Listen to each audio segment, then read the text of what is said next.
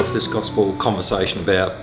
On this one, we're building on a Trinitarian model of growth, and we're going to look at the first of the three learning agendas, which is the normative. Essentially, we're saying in the normative that we have to get our thinking straight. That as Christians we have to have a strong big picture of God's agenda, and this is an exercise of ongoing education throughout life.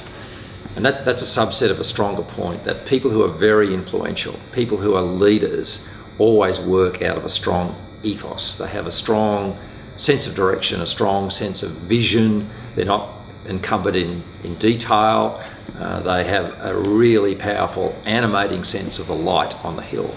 And that's what we want to address in this particular session. So the first thing we look at is what's the nature of the learning goal in the normative area.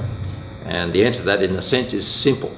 It's getting our heads straight. It's transforming our thinking, as Paul said in Romans 12, so that we move from a very egocentric, even human-centric view of reality to one that is God-centric. You can see by the nature of that transformation that this is a limitless journey, a limitless journey. That's where we begin, and actually look at Paul and some of the prayers some of the prayers he prayed for Christians, so that we can get an insight into his view of the goals, the learning goals he has for Christians. That's the first part of the talk.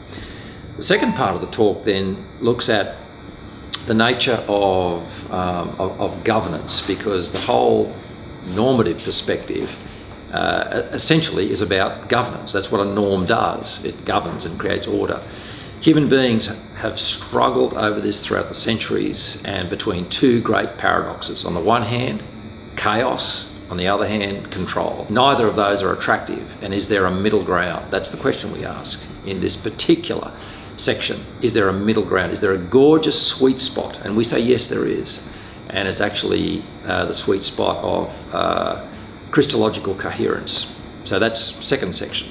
Third section is, okay, by what literary genre, by what method of language do human beings achieve this sweet spot of coherence around our activities? What achieves that in language? And the answer is arguments. That human beings throughout history have always created big stories, big vision, big picture by arguments, not by orders, not by procedures, but by arguments. So then we ask ourselves, well, what are the resident implicit arguments that Christians construct and build out of the text of the Scripture?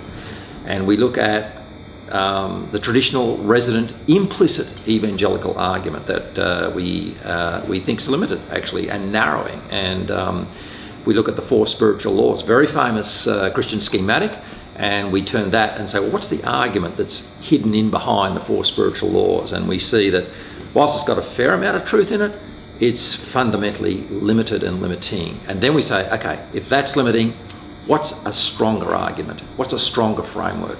And that's the highlight of the talk, the climax of the talk, where we build a cosmic argument that's a huge, big picture within which we can build the pictures of our lives. And that's where we finish with an architecture that really you can live in for the rest of your life, as I've lived in at least the last 20 years of my life.